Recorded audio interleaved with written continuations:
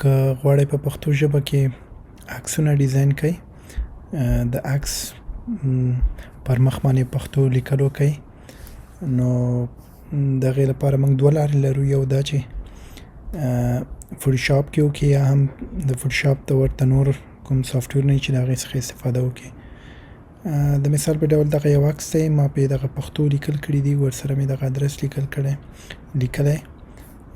که لاندې راشو نور انځورونه وګورو، دغه هم ډیزاین شوی. دغه ډیزاینونه چې تاسې ګورئ، دغه ډیزاینونه ما مخکې په فوټوشاپ کې کول، نو د همدغه ډیزاین کول په فوټوشاپ کې یو څه ستونزمن دی، او په خاصه توګه هغه خلکو دپاره چې کمپیوټر سره ډېر بلدیت نه لري، نو هغوی د دا ډول ډیزاین کول ورته یو څه سخته وي. بله مهمه خبره دا چې فوټوشاپ کې پښتو فونټونه نشته.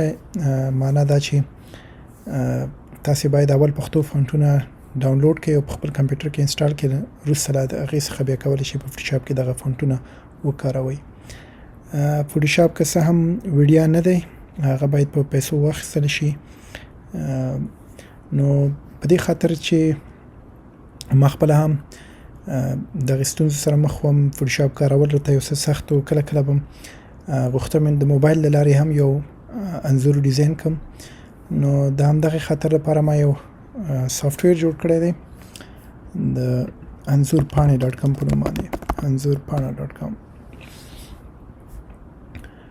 انځورپاڼه.com دغه سافټویر ډېر په عادي شکل جوړ شوی دی. دلته متن لیکل کېږي، د عکس ادرس اچول کېږي، د بیکګراوند کلر انتخابېږي.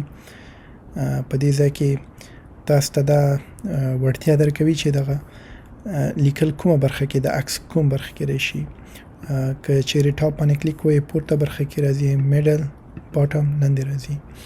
او د دې په مرسته کولی شئ بیکګراوند کلر پیکا او یا هم رنګ یې تیز کړئ. راځو یو ډیزاین پکې جوړوو. ما سره یو پښتو متن دی، هغه کاپي کوم.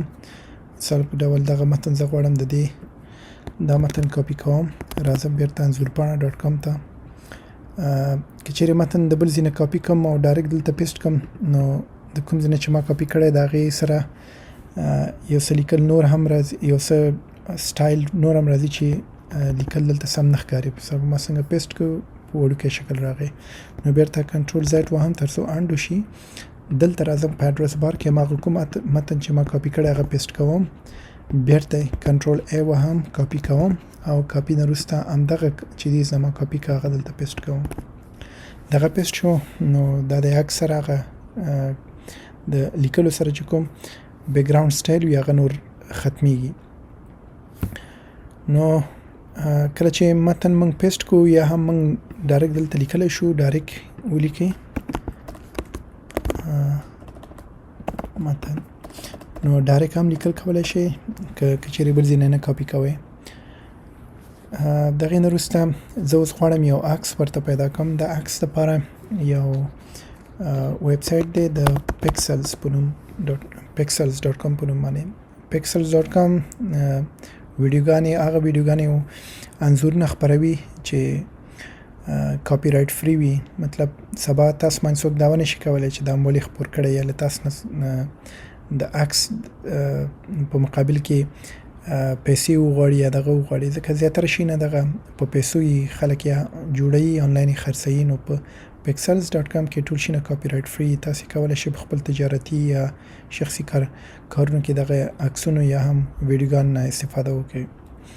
ویډیوګانې هم یوټیوب کې ډېره تاسو سره مرسته کولی شي. کله چې تاسې د بل چا ویډیو یوټیوب کې واچوئ، نو عموما یوټیوب نه پرېږدي چې تاسې هغه خپره کړئ، ځکه یوټیوب تاسو ته وایي چې دغه کاپي رایټ دی، دا د بل چا لخوا جوړ شوی، او هغوی یوازې نشرولو اجازه لري. که چیرې دغې pixels.com نه کومه ویډیو راواخلئ یا تاسې جوړ کړئ، په خپل ویډیو کې وکاروئ، نو بیا تاسې د هغې ستونزې سره نه مخ کېږئ. نو راځم زه اول خپل متن ګورم. په ځان باور ولرئ تر څو نور په تاسو باور وکړي. نو دغې متن دپاره زه یو عکس پیدا کوم. زه مثال په ډول ته لیکم د یو کامیابه دغې دپاره عکس لټوم. دلته مختلف عکسونه تاسو کولی شئ سرچ کړئ. مثال په توګه زه بیکګراونډ لیکم نو ډېر ښه په اوچته کوالټۍ کې عکسونه تاسو ته درکوي.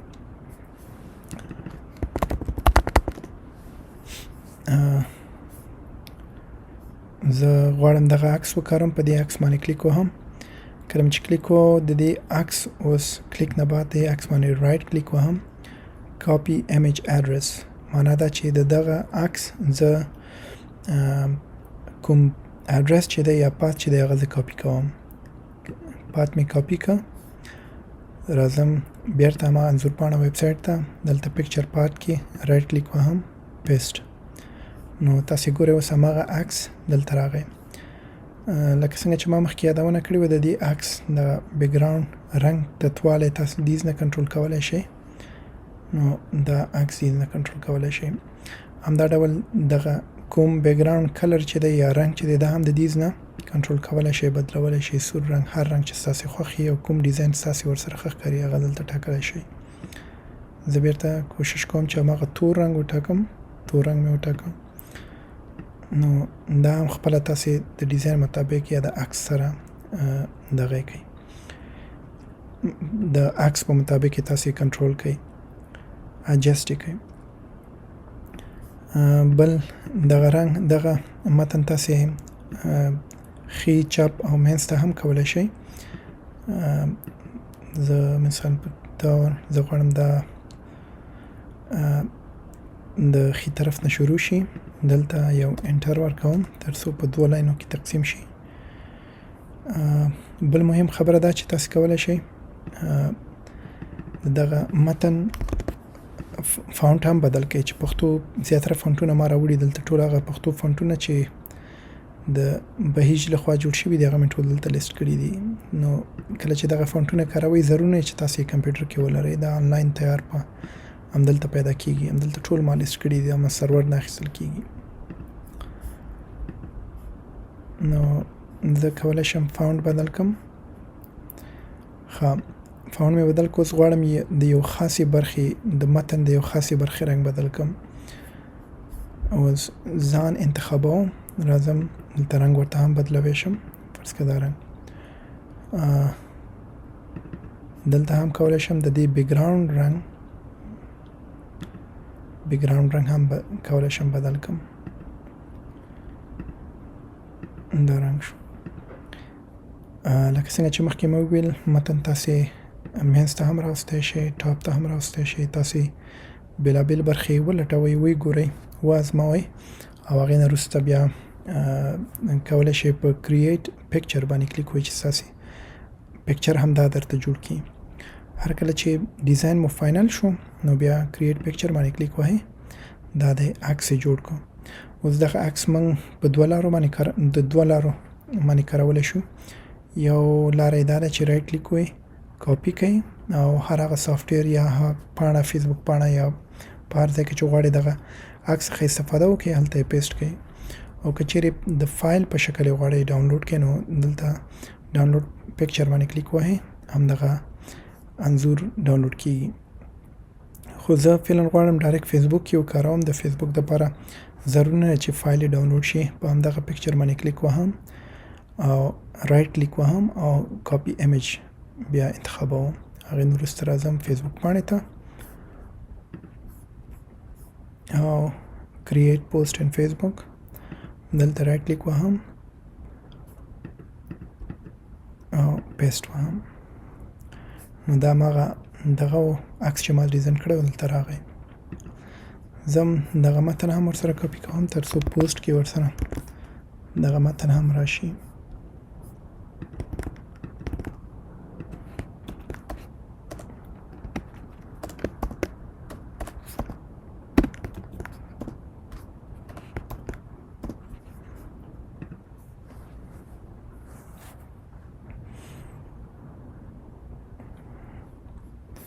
نو اوس تاسې دا دی لیدلی شئ چې کوم ډیزاین موږ وکړو هغه دا دی.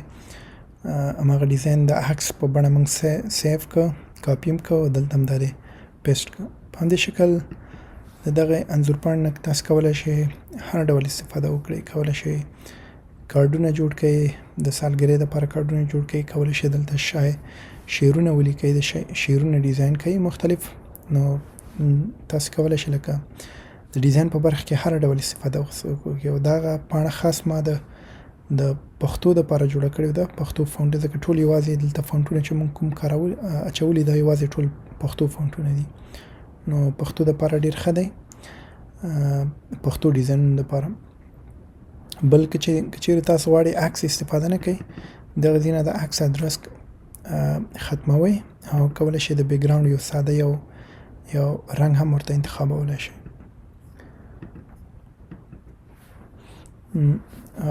هر کله چې بیا هم تاسو ډیزاین کې اوس تغییرات راوسته، بیا کریټ پکچر باندې کلیک ووایئ، نو تاسو ته به نو ډیزاین د دې جوړ شي.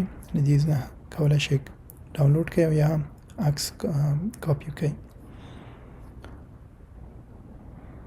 نو دا د عکسونو ډیزاین کول.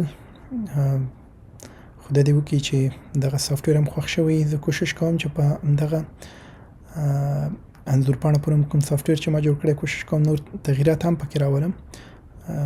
په خاص توګه زه په پلان کې لرم چې په آینده کې د دې په ځای چې دغه pixels.com ویب سایټ ته لاړ شئ، د هغې نه عکس کاپي کړئ، غواړم ډایرکټ هغه دلته لینک کړم چې تاسې دلته عکس سرچ کړئ او د عکسونو لیست راشي او د عکسونه خپله د دې نه ډایرکټ د دې په ځای چې هلته ویب سایټ ته لاړ شئ او هغې نه عکس کاپي کړئ.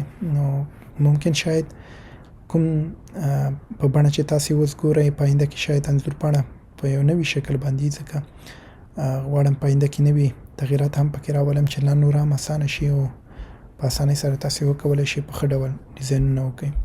فعلا د همدغه پاڼې څخه د موبایل له لارې هم استفاده کولی شئ. موبایل کې ګوګل کروم براوزر خلاص کړئ، www.anzurpana.com ولیکئ، نو په همدغه شکل چې موږ دلته ډیزاین وکړو بیا تاسو کولی شئ د موبایل له لارې هم ډیزاین وکړئ. ممکن شاید ځینې ستونزې واوسي پکې، خو په آینده کې دغه ټولې ستونزې حلوو او بیا کولی شئ حتی د موبایل نه هم په دغه شکل په ښه شکلونو ډیزاین وکړئ.